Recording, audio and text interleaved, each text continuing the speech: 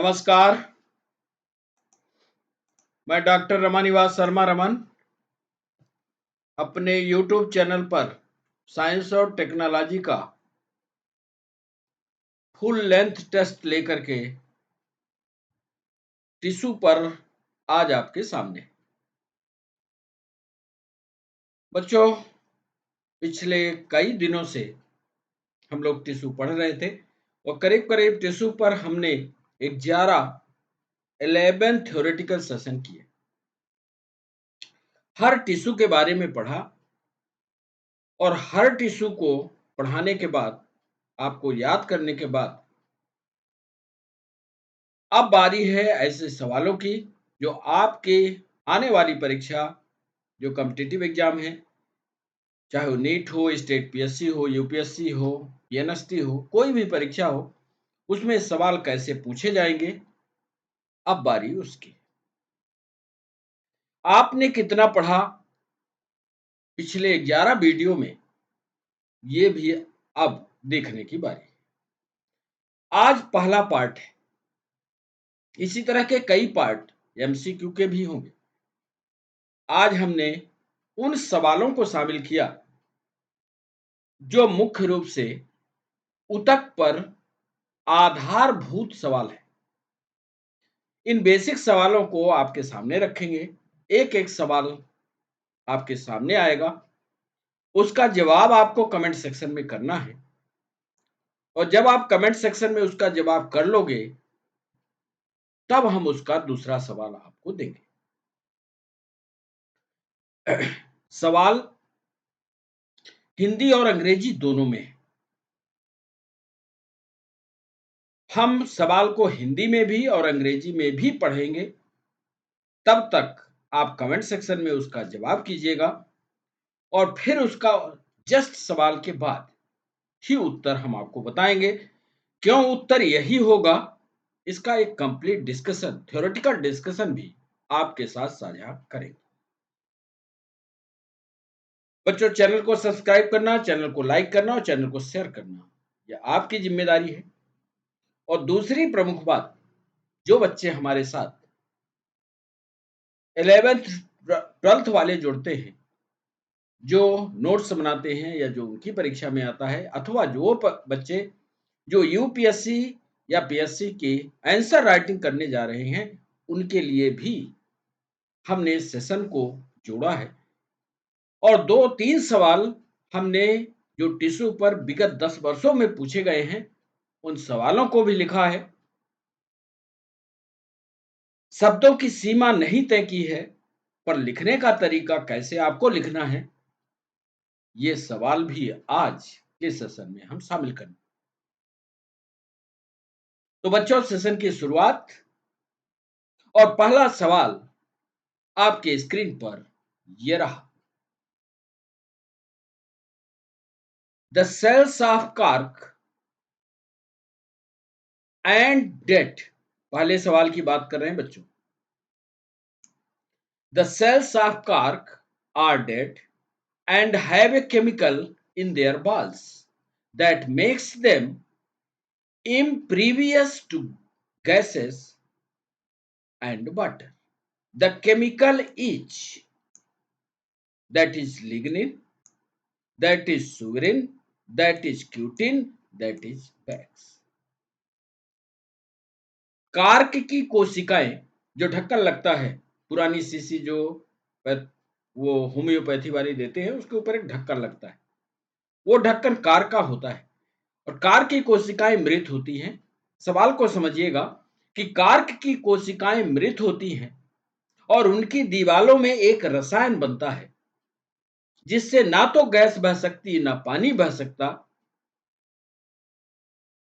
अर्थात गैस जो बाहर है वो बाहर ही रहेगी, पानी जो बाहर है वो बाहर रहेगा, अंदर नहीं आ सकता। इस प्रक्रिया को रोकने के लिए कौन सा रसायन इस्तेमाल?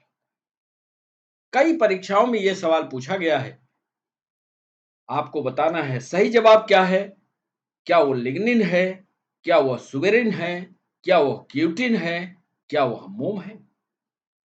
कमेंट सेक्शन में यदि आप हमारे साथ लाइव हैं तो कमेंट सेक्शन में लिखिए आप कि इसका सही जवाब ए है, बी है, सी है कि डी है। और जब आप जवाब लिख लेंगे इसका और हमारे सामने स्क्रीन पर दिख जाएगा, तब हम इसका सही उत्तर क्या है ये आपको बताएंगे।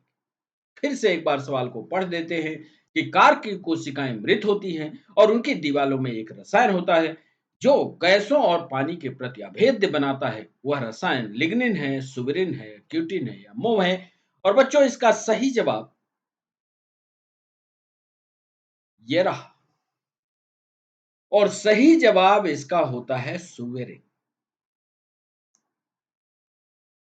यह है कार्क कोशिका का सेक्शन काटा हुआ एक चित्र, जिसमें सारी चीजों को दिखाया है। सबसे बाहर होता है एपिडर्मिस, फिर एपिडर्मिस को सपोर्ट करती हुई कॉम्प्लीमेंट्री सेल्स होती हैं, उसके बाद कार्क का कैम्बियम होता है और फिर सेकेंडरी कार्टेक्स। कहां ये सुएरिन होता है जो गैसों के आदान प्रदान या इंटरचेंज को रोकता है, इसके लिए चित्र नंबर ये दो, इसको ध्यान से देखिए। ये पूरी की पूरी सेल वॉल हो गई जो सबसे बाहर है, और इस सेल वॉल के जस्ट भीतर, जस्ट ध्यान से देखिएगा चित्र को, इस सेल वॉल के ठीक भीतर एक ये धागे नुमा बिल्कुल पतली पतली रचनाओं के कई धागे आपस में लपेटे हुए एक रचना होती है, और यही धागे की रचना जो है वो सुबेरिन की बनी। फिर इसके बाद जो पीला कलर आता है वो प्लाज्मा मेम्ब्रेन, और उसके बाद ये साइटोप्लाज्म, और फिर बीच में रेटिका। रेटिका बड़ी होती है, पौधे की कोशिका है, इसका डिस्कशन हम विस्तार से कर चुके हैं। तो आज के पहले सवाल पर यह रहा हमारा डिस्कशन। सुबेरिन कहां होता है जो हवा और पानी के प्रवाहन को रोकता है? यह सवाल नीट में, यह सवाल पीएनएसटी में, यह सवाल एमपीएसआई और यह सवाल यूपीएससी ने पूछा कि कार्क की कोशिकाओं से गैसों का आदान प्रदान नहीं हो पाता। क्यों नहीं हो पाता? क्योंकि वहां पर एक रसायन पाया जाता है, और वो रसायन सुबेरिन। अक्सर बच्चे यहां पर इस सवाल पर गलती करते हैं और वो लिग्निन या क्यूटिन लिखते हैं। मत कीजिएगा गलती, और इसका सही जवाब होगा बी, यानी सुबेरिन।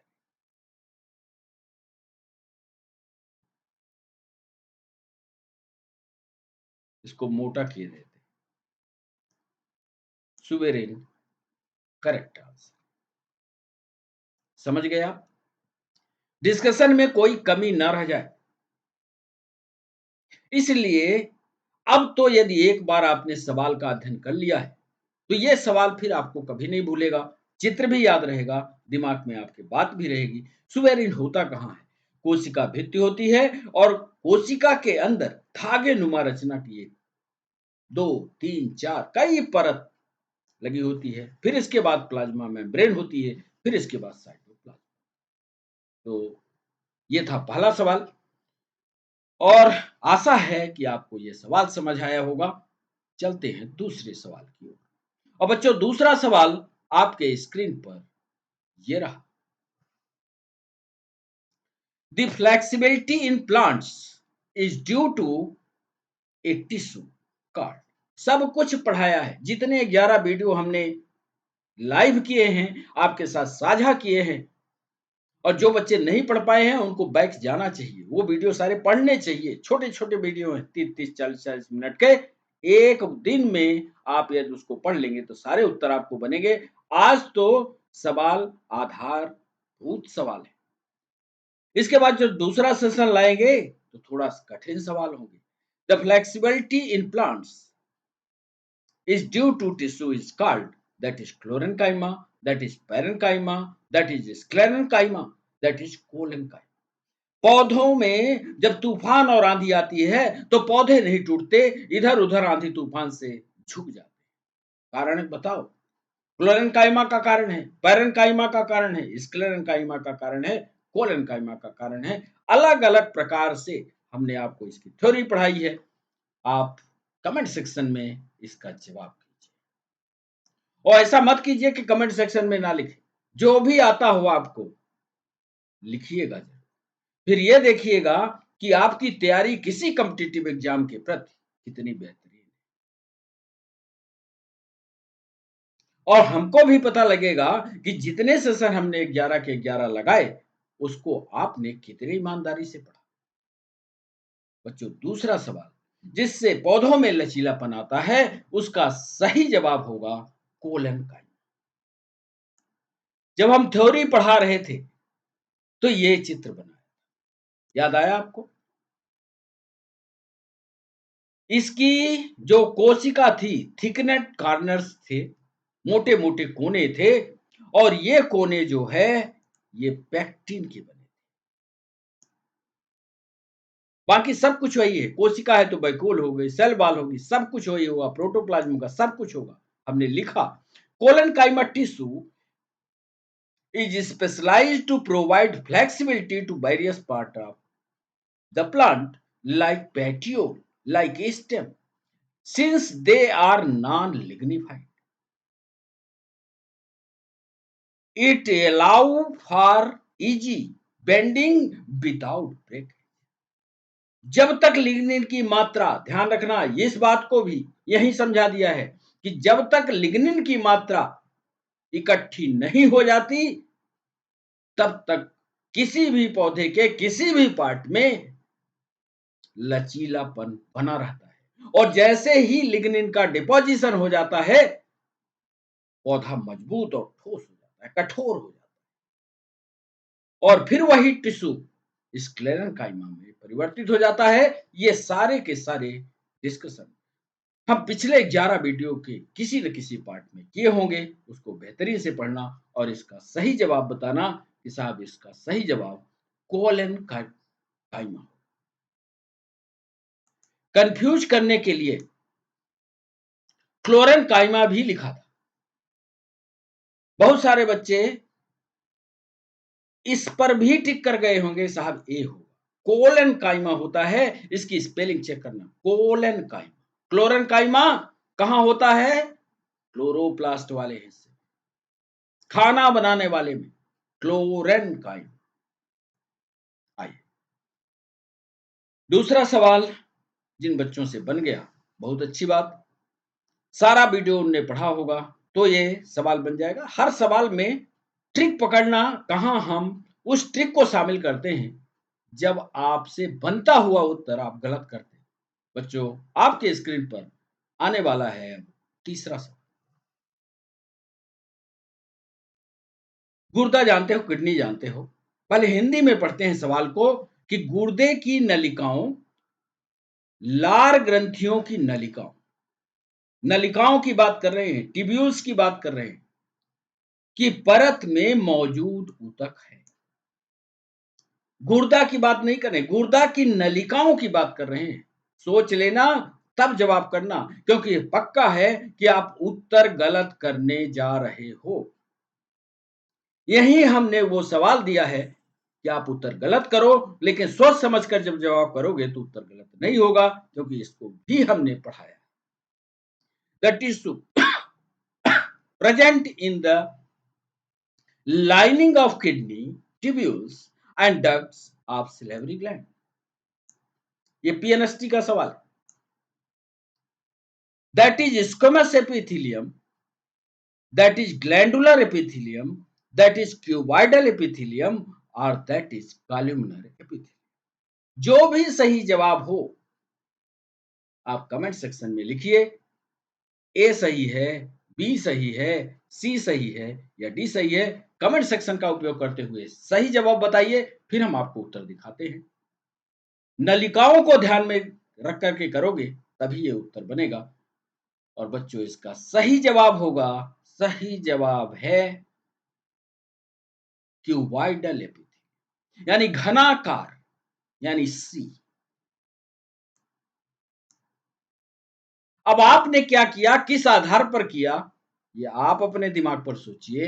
हमने क्यों इसका सही जवाब बताया क्यूबॉइडल, ये भी लिख रहे हैं। पहले तो चित्र देख लो, ये नाली है, देख रहे हो जहां हमने लाल खींचा, ये नाली पर जो गोल गोल कोशिकाएं दिख रही हैं, ये क्यूबाइडल एपिथेलियम। ये किडनी की ट्यूब्यूल है, किडनी की नलिका है, और इस पर जो चारों तरफ ये आपको कोशिकाएं दिख रही गोल गोल, ये क्यूबाइडल एपिथेलियम। हमने लिखा cuboidal epithelium is present in the lining of duct of the salivary gland. Cuboidal epithelium होता है। The epithelial type is found in the small collecting duct of the kidney, pancreas and salivary. NEET ने सवाल पूछा था कि pancreas की duct में कौन सा एपिथेलियम पाया जाता है। अब आप सोच करके हमें बताओ कि यदि हम आपसे सवाल ना पूछे होते, सिर्फ किडनी और सैलिवरी ग्लैंड पूछा था, और घुमा करके आपसे सवाल पूछे होते कि पैनक्रियाज में कौन सा एपिथेलियम होगा, क्या आप जवाब करते? ईमानदारी से लिखना कमेंट सेक्शन का उपयोग करते हुए, क्या आप पैनक्रियाज की दीवार में बताते हमको क्यूबाइडल एपिथेलियम होता है। क्यूबाइडल एपिथेलियम में यदि इसका ट्रांसवर्स सेक्शन काटते हैं बच्चों, तो इस तरह की कोशिकाएं दिखती है, नाली दिखती है। ये बीच की हो गई नाली, और इसको घेरे हुए जो कोशिकाएं हैं, ये क्यूब के आकार की होती है, ऐसी ऐसी, ये क्यूब के आकार। तो ये हमारा सवाल बहुत इंपॉर्टेंट सवाल है। एक ही सवाल की यदि पूरी की पूरी थ्योरी आपके दिमाग में घुस गई, तो वो वाला सवाल कभी भी गलत नहीं होता। यानी गुर्दे की नलिकाओं, लाल ग्रंथियों की नलिकाओं, पैनक्रियाज की नलिकाओं में जो मौजूद होगा ऊतक, वह घनाकार उपकला ऊतक। बच्चों, चौथा सवाल आपकी स्क्रीन पर। मांसपेशियों को हड्डी से जोड़ने वाले संयोजी ऊतक को क्या कहा जाता है? That is ligament, that is कंडरा, दैट इज तंत्रिका ऊतक, या सब कुछ। The connective tissue that connects muscle to bone, called. हमने एक याद करने का तरीका वीडियो पर दिया था और नाम रखा था बबलू। पूरा विस्तार से नहीं बताएंगे, आप चाहो तो जल्दी से कमेंट सेक्शन का उपयोग करो और बता दो हमको कि ए सही है कि बी सही है कि सी सही है, फिर डी सही है। फिर से हम अंग्रेजी में पढ़ देते हैं।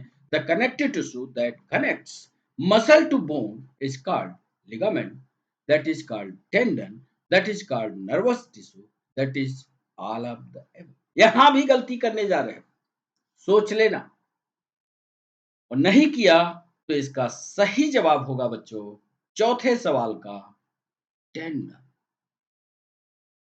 यानी कंडरा। और आपको पढ़ाया है कि बबलू का मतलब होता है bone to bone. Bone, B B L, bone to bone हमेशा लिगामेंट। और हमने सवाल क्या पूछा? मांसपेशियों को हड्डी से जोड़ना, यानी muscles to bone, that is called tendon. लिखा हुआ है ये बी पर, इसलिए इसका सही जवाब होगा कंडर। कैसे ये जुड़ता है इसका चित्र भी हमने दे दिया। ये मसल है और ये हड्डी है। यहां का जो बोनी अटैचमेंट है जो जुड़ रहा है, यही कहलाता है।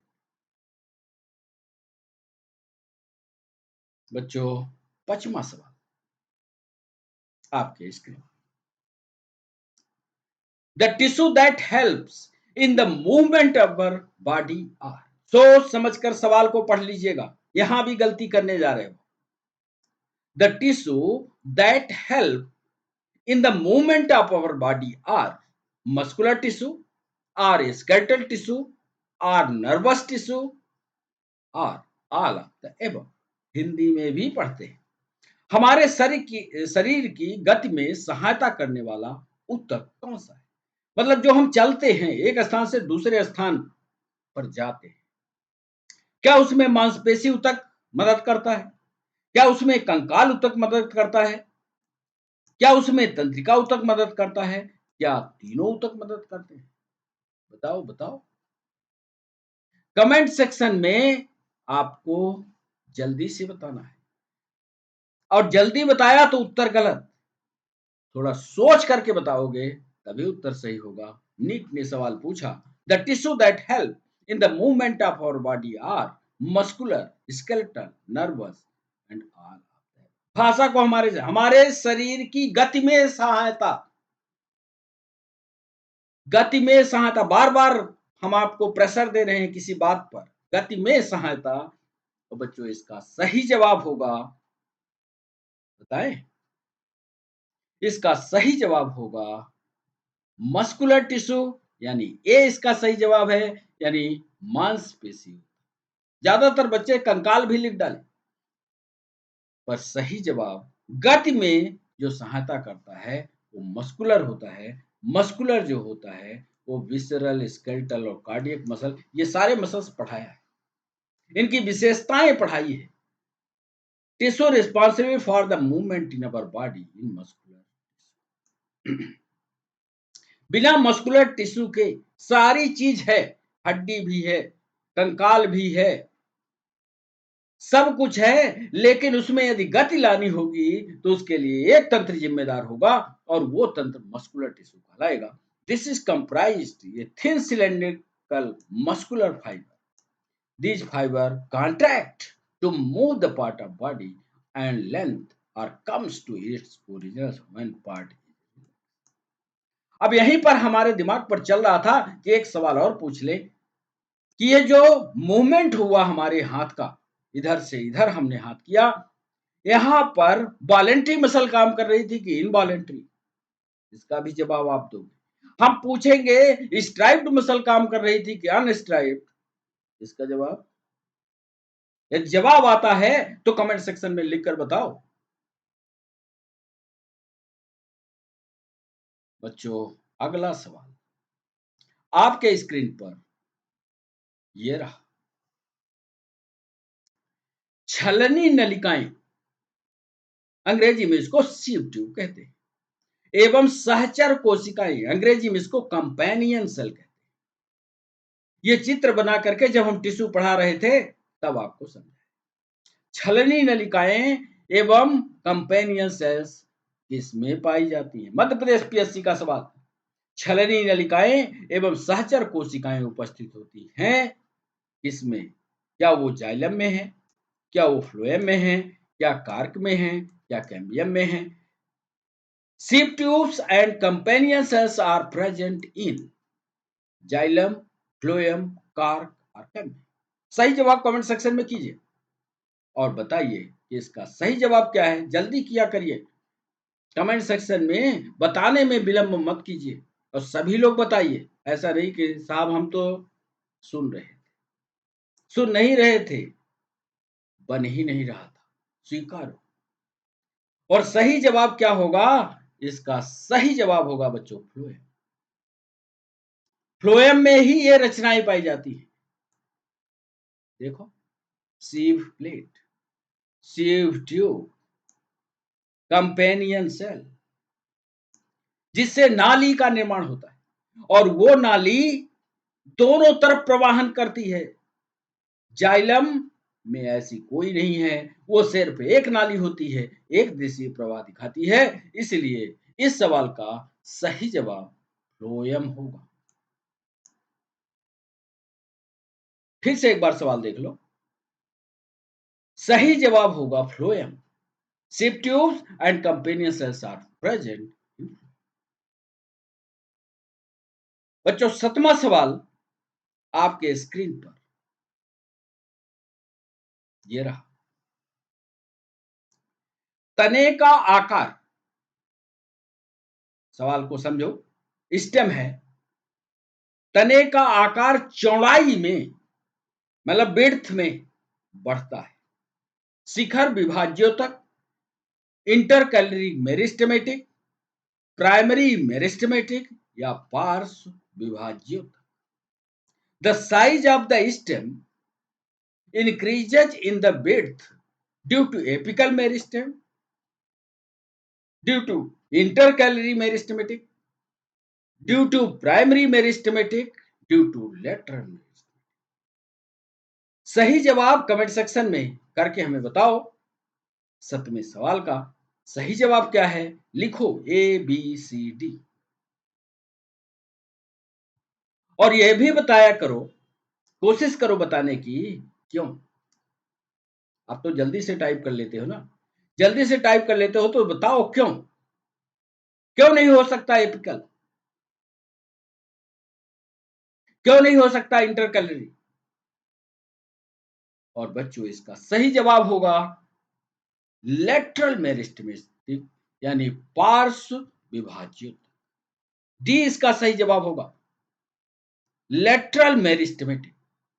और लेटरल क्यों, क्योंकि ये वाला चित्र यदि आपको याद आता होगा, चने के खेत वाला याद आता होगा, तो सबसे ऊपर एपिकल होता है, जहां से शाखाएं निकलती हैं वहां पर इंटरकैलरी होता है, और लेटरल जो है साइड में होता है। क्योंकि पेड़ जो है मोटाई में बढ़ रहा है तो पार्श्व ही तो मोटाएगा। हमने लिखा कि lateral meristematic include the meristematic tissues that occupy the lateral region of stem and roots. They bring about increase in the width of the plant. Lateral tissue जो होता है, लेटरल उतक जो होता है, ये मेरिस्टेमेटिक का एक पार्ट है। और आपको याद आता हो तो मेरिस्टेमेटिक या वर्धी उतक का क्लासिफिकेशन हमने 3 भागों में किया था, इधर लिखा भी है, एपिकल, इंटरकैलरी और लेटरल। एपिकल को हमने बिल्कुल ऊपर किया था, इंटरकैलरी को जहां हम शाखा निकाल रहे थे, और लेटरल को पौधे के दोनों साइड में। तो जब भी मोटाई बढ़ेगी पौधे का लेटरल वाला हिस्सा वृद्धि करेगा और मोटाई बढ़ेगी। तो ये हमारा था 7वां सवाल और सही जवाब था लेटरल मेरिस्टेमेटिक टिश्यू यानी डी इसका सही जवाब।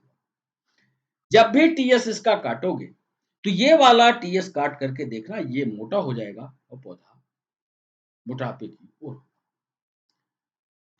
बच्चों अगला सवाल आपके स्क्रीन पर ये रहा,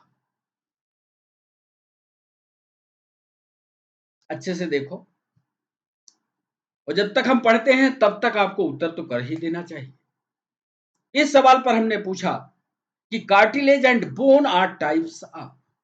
कार्टिलेज पूरा ग्राफ बनाया है, आपको दिखाया भी है। Cartilage and bones are types of muscular tissue, types of connective tissue, type of meristematic tissue या टाइप्स ऑफ एनिमल टिश्यू। उपास्थि और हड्डी किसके प्रकार होते हैं या किस प्रकार के ऊतक होते हैं। मांसपेशी ऊतक है, संयोजी ऊतक है, विभाज्योतक ऊतक है या उपकला ऊतक। सही जवाब कमेंट सेक्शन में कीजिए और कमेंट सेक्शन में बताते समय थोड़ा दाएं बाएं भी बता दिया करो, तब ना हम मानेंगे कि जितनी हमने मेहनत 11 सेशन को करने में की आपने भी उतना पढ़ा। क्योंकि जब इसका पार्ट 2 लेकर के आएंगे तो वो 11 वीडियो का पूरा लेखा जोखा होगा। बच्चों उपास्थि और हड्डी किसके प्रकार, मांसपेशी के, संयोजी के, विभाज्योतक के, उपकला के। और इसका सही जवाब होगा बी, बी यानी संयोजी ऊतक यानी कनेक्टिव टिश्यू। पढ़ाया है, अभी जस्ट पढ़ाया है, एक दिन कार्टिलेज पढ़ाया, एक दिन बोन पढ़ाया। Bone and cartilage are two specialised forms of connective tissue. ये संयोजी ऊतक के प्रकार ही है, which are composed of cell embedded within an extracellular matrix। इनकी यदि संरचना देखते हैं तो इनके अंदर एक तरलीय रचना, एक मैट्रिक्स होता है जो शरीर के एक हिस्से से या कोशिका को, एक कोशिका को दूसरी कोशिका को जोड़ने का काम करता है। इसलिए ये बोन और कार्टिलेज दोनों के दोनों कनेक्टिव टिश्यू। बोन और कार्टिलेज का हमने यहाँ चित्र भी लगाया है, हालांकि इन चित्रों को आपको थ्योरी के वाले सेशन में पढ़ा भी चुके हैं। अब कितना आपने ग्रहण किया है, कितना आपने पढ़ा है, ये आप पर निर्भर है। बच्चों अगला सवाल आपके स्क्रीन पर ये रहा। जाइलम और फ्लोएम किसके उदाहरण हैं? क्या वो एपिडर्मल टिश्यू के हैं? क्या वह सिंपल टिश्यू के हैं? क्या वह प्रोटेक्टिव टिश्यू के हैं या कॉम्प्लेक्स टिश्यू के हैं? जाइलम और फ्लोएम इसके उदाहरण हैं। एपिडर्मल टिश्यू, सरल ऊतक, सुरक्षात्मक ऊतक या जटिल ऊतक। किसके उदाहरण हैं? ये भी हमने ग्राफ पर बना करके और आपको समझाया है और आप पा जाओगे उत्तर 9वें सवाल का सही जवाब होगा डी, यानी जटिल ऊतक यानी complex tissue. Xylem and phloem are example of vascular tissue. संवहनीय ऊतक है और संवहनीय है तो इनका काम ही होता है कि पानी को ले जाना, मिनरल्स को ले जाना। कौन ले जाएगा? जाइलम ले जाएगा। और जब पत्तियों में खाना बन जाएगा तो वहां से खाने को पौधों के विभिन्न भागों तक पहुंचाने की जिम्मेदारी जो होगी वो फ्लोएम की होगी। लेकिन ये कॉम्प्लेक्स क्यों है? इसके लिए ये लास्ट वाली लाइन लिखी, vascular tissue are complex permanent tissue. क्यों? Because they are made up of more than one cell. जब एक प्रकार की कोशिका के अलावा और कई प्रकार की कोशिकाओं से किसी ऊतक का निर्माण होता है तो उसको जटिल ऊतक के नाम से जानते हैं। संरचना को कई बार पढ़ा है। ये देख लो, ये जाइलम दिख रहा है, जिसको एक दिशा में प्रवाह दिख जाए तो समझ लो वो जाइलम है। और फ्लोएम जिसमें तीर के निशान दोनों साइड में दिख जाएं वो फ्लोएम।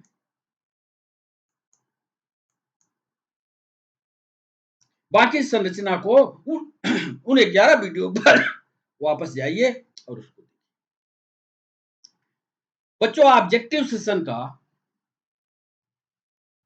अंतिम सवाल आपको दिखाएं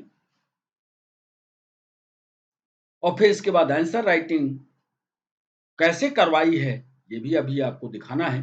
पहले अंतिम सवाल देखिए, 10वां सवाल देखिए। ये रहा 10वां सवाल आपके स्क्रीन। वह ऊतक जिनकी कोशिकाएं विभाजित होने तथा पुनः विभाजित होने में सक्षम होती हैं, क्या वह जटिल ऊतक है? क्या वह संयोजी ऊतक है? क्या वह स्थायी ऊतक है? क्या वह मेरिस्टेमेटिक ऊतक है? A tissue whose cells are capable of dividing and redividing is called complex tissue, connective tissue, permanent tissue या मेरिस्टेमेटिक टिश्यू। सही जवाब कौन सा होगा बताइए ना। एक ऐसा ऊतक है जिसमें कोशिकाएं एक बार नहीं सैकड़ों बार विभाजित होती हैं। कौन सा है? तो रटा रटाया है और इसका सही जवाब होगा डी, यानी मेरिस्टेमेटिक टिश्यू। वर्धी ऊतक इसको हिंदी में कहते हैं the cells of meristematic tissue. इस तरह से विभाजन होता है बच्चों। एक कोशिका दो में, फिर दो, फिर दो में। इस तरह से कोशिकाओं की संख्या 4 हो जाती है और इसके कारण पौधा लंबाई में ऊपर की तरफ बढ़ जाता है। The cells of meristematic tissue divided actively to form a specialized structure such as bud, leaves, flower, tip of root and shoot. These cells help to increase the length and growth. यह पौधे की लंबाई तो बढ़ाती बढ़ाती हैं, साथ में चौड़ाई भी बढ़ाती हैं। तो ये कहलाता है मेरिस्टेम। तो ये आज जो हमने 10 सवाल आपसे पूछे, आपको ये कमेंट सेक्शन में हमें बताना है कि कितने सवाल आपने किए या कितनी थ्योरी आपको जानकारी है। फिर से जब अगला सेशन हम बनाएंगे या अगले सेशन में हमारी आपकी मुलाकात होगी तो फिर सवाल होंगे। उन सवालों को फिर ऑब्जेक्टिव के रूप में करिएगा। तब तक एक सवाल हमने दिया पीएससी और यूपीएससी वालों को। सवाल था आपके लिए भी जरूरी है, जो कॉम्पिटिटिव एग्जाम के एग्जाम दे रहे हैं उनके लिए, 12th या 11th की परीक्षा दे रहे हैं उनके लिए भी जरूरी है कि 4 difference between bone and cartilage. Answer writing में आया कि कोई 4 अंतर लिखिए अस्थि और उपास्थि। कोई भी 4 अंतर लिखिए अस्थि और उपास्थि। ये बच्चों आंसर राइटिंग है। आंसर राइटिंग हमने लिखा हड्डियां कठोर, लोचदार, कठोर अंग हैं जो कशेरुक कंकाल का हिस्सा होते हैं। हड्डियां 2 प्रकार की होती हैं, ये सब कुछ पढ़ाया है, सघन और स्पंजी। अस्थि कोशिकाओं में ऑस्टियोसाइट्स के रूप में जाना जाता है। रक्त वाहिकाएं पाई जाती हैं। मैट्रिक्स कार्बनिक और अकार्बनिक दोनों। उपास्थि एक नरम, लोचदार और लचीला संयोजक है जो हड्डियों को एक दूसरे के खिलाफ रगड़ने से बचाता है। उपास्थि 3 प्रकार की होती है, हाइलिन, फाइब्रोकार्टिलेज और लोचदार। उपास्थि कोशिकाओं में चोंड्रोसाइट्स के रूप में जाना जाता है। चोंड्रोसाइट कोन्ड्रोसाइट्स के नाम से जाना जाता है। रक्त वाहिकाओं के अनुपस्थित पोषक तत्व प्रसार के माध्यम से प्राप्त होते हैं। मैट्रिक्स पूरी तरह जीवित होता है। अंग्रेजी में लिख दिया, it is soft, elastic and flexible. It is hard, tough and inflexible. Its matrix occurs in homogeneous mass. Its matrix occurs in lamina. इसमें मैट्रिक्स जो होता है पूरे पूरे कार्टिलेज में फैलता है और हड्डी में विशेषता हो जाती है कि ये कॉलम के रूप में व्यवस्थित। Tissue has a rich blood supply, किसमें? कार्टिलेज में। जबकि बोन में रिच ब्लड सप्लाई नहीं होती क्योंकि ठोस हो चुकी है। Growth is by directional. इसकी ग्रोथ जो होती है दो दिशीय होती है। इसकी कार्टिलेज की, याद कर लो, दो दिशीय का मतलब कोई चीज इधर बढ़ रही है तो जितना इधर बढ़ेगी सेम इतना इधर भी बढ़ेगी। लेकिन बोन हमेशा यूनिडायरेक्शनल होती है। बोन यदि यहां से शुरू होगी तो सिर्फ ऐसे बढ़ती चलेगी। ये व्यवस्था। तो ये पीएससी यूपीएससी 12th वाले बच्चे इसका भी नोट्स बनाए। बोन और कार्टिलेज में अंतर क्या होता है इसका बढ़िया बना करके। एक सवाल पूछा गया मध्य प्रदेश पीएससी में कि जाइलम और फ्लोएम के बीच में अंतर बताइए। तो जाइलम और फ्लोएम को हिंदी में भी लिखा है, पढ़ाया भी है। लिखा, it conduct water and minerals from root to leaves. Phloem, it conducts food from the leaf to all part of the plant. It is composed of mainly dead element. याद रखना, जाइलम में मुख्य रूप से मरे हुई संरचनाएं ज्यादा, जबकि फ्लोएम में मेनली लिविंग एलिमेंट होते हैं, जिंदा होते हैं। ये यूनिडायरेक्शनल होता है, ये बाई डायरेक्शनल होता है। It has 4 type of cells, tracheids, vessels, xylem parenchyma and xylem. It has 4 type of cells, phloem fibre, sieve tube, companion cell and phloem parenchyma. यहां हिंदी में लिखा, इनमें वाहिनिकाओं, जाइलम मृदुतक तथा जाइलम फाइबर होते हैं। इस ये मृदा से जल तथा खनिज लवणों को पादप के विभिन्न भागों में पहुंचाते हैं। जाइलम मृदुतक के अलावा अधिकांश कोशिकाएं मृत होती हैं। याद कर लेना, नोट्स बना लेना, और यदि मान लो आंसर राइटिंग में आता है तो इन्हीं बातों को लिखना। ऐसा नहीं कि अपनी मर्जी से अपना अंतर। तो जाइलम और फ्लोएम वाला एक सवाल। एक बच्चे ने पूछा, ब्लड या खून को कनेक्टिव टिश्यू क्यों कहते हैं? क्यों है ये संयोजित? उसके लिखा, blood as a connective tissue, क्योंकि blood serves purpose of containing the body system by transporting substance। इसलिए कनेक्टिव टिश्यू है कि यह शरीर के सभी अंगों को आपस में जोड़ता है। Blood is mesodermal in origin like any other connective tissue. ये दूसरा सबसे महत्वपूर्ण कारण। आप जानते हो ओरिजिन में एक्टोडर्म होता है, मेसोडर्म होता है, एंडोडर्म। नीट ने सवाल पूछा कि ब्लड की उत्पत्ति किससे होती है? एक्टोडर्म से, मेसोडर्म से, एंडोडर्म से। हमेशा याद रखना, जितने भी हमारे शरीर में ऊतक हैं सब के सब मेसोडर्म से निकलते हैं। ब्लड भी मेसोडर्म से। इसलिए चूंकि यह ब्लड मेसोडर्म से निकलता है इसलिए ये मी कनेक्टिव टिश्यू।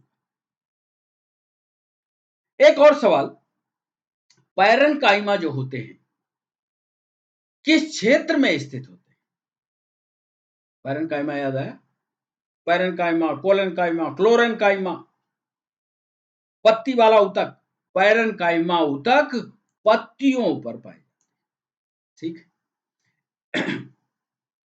इस स्थिति में जब पैरेन्काइमा पत्तियों पर पाया जाए, ध्यान से सुनना हमारी बात को, यूपीएससी ने ऐसा सवाल पूछा है, पैरेन्काइमा ऊतक किस क्षेत्र में स्थित होते हैं? तो ये आपको बताना है कि पैरेन्काइमा ऊतक पत्ती वाले क्षेत्र पर पाए जाते हैं और इस स्थिति में ये पैरेन्काइमा क्लोरेन्काइमा कहा जाता है। बस ये महत्वपूर्ण जानकारी यूपीएससी चाहता था कि क्या बच्चा ये जानता है कि जब वही पैरेन्काइमा पत्ती में पहुंच जाता है तो क्लोरेन्काइमा कहलाने लगता है। जलीय पौधे में कैविटीज, जो पानी में पौधे पाए जाते हैं उसमें बड़े बड़े गड्ढे होते हैं, और जब ये गड्ढा हो जाता है तो उसमें एयर भर जाती है। एयर भर जाती है तो उसमें पानी में डूबने के बजाय उत्प्लावन बल लगता है, माने तैरने में मदद। और वही पैरेन्काइमा में जब गड्ढा उत्पन्न हो जाता है तो उसको एरेन्काइमा कहते हैं। ये सब कुछ पढ़ाया है उधर। एक छोटे से सवाल ने यूपीएससी का छोटा सा सवाल पूरे साइंस को हिला रहा है। ये देखिए, पैरेन्काइमा ऊतक किस क्षेत्र में उपस्थित है? आप बताना। जब पत्तियों पर होगा तो क्लोरेन्काइमा होगा, जलीय पौधों में जब गुहिकाओं के रूप में होगा तो एरेन्काइमा होगा। अतः ये पत्ती में, तने में और जड़ सब में पाए जाते हैं, लेकिन काम के अनुसार इनके प्रकार अलग अलग हो जाते हैं। ये पैरेन्काइमा हमने आपको पढ़ाया है। जो 11 वीडियो हमने बनाए हैं उसमें पैरेन्काइमा को अलग से इसी चित्र को समझाया कि ट्रांसवर्स सेक्शन काटा जाए तो ये पैरेन्काइमा देख रहे हो, बड़ी कोशिका, ये बाहर की सेल वॉल, ये उसका साइटोप्लाज्म, ये नाभिक, ये सारी रचना। तो ये सवालों पर जो हमने लिखे, वो कोई भी बच्चा हो, किसी की भी तैयारी कर रहा हो, खासकर यूपीएससी पीएससी वाले तो लिखे ही। 12th की तैयारी कर रहा तो नोट्स बनाए ऐसे सवालों का, नहीं कर रहा है, नीट की तैयारी कर रहा है, तब भी ये जाने कि पैरेन्काइमेटस ऊतक ही क्लोरेन्काइमा है, पैरेन्काइमेटस ऊतक ही एरेन्काइमा है, और एरेन्काइमा कब है? जब वह उत्प्लावन करता हो, किसी पौधे को पानी में डूबने से बचाता। बच्चों, ये कुल 10 सवाल और 4 सवाल आंसर राइटिंग के आज के सेशन में हमने शामिल किया। कैसे लगे सवाल और कैसा रहा डिस्कशन, जरूर हमें बताइएगा। फिर हमारी आपकी मुलाकात होती है नए सेशन में। तब तक के लिए बच्चों, बाय बाय, नमस्कार।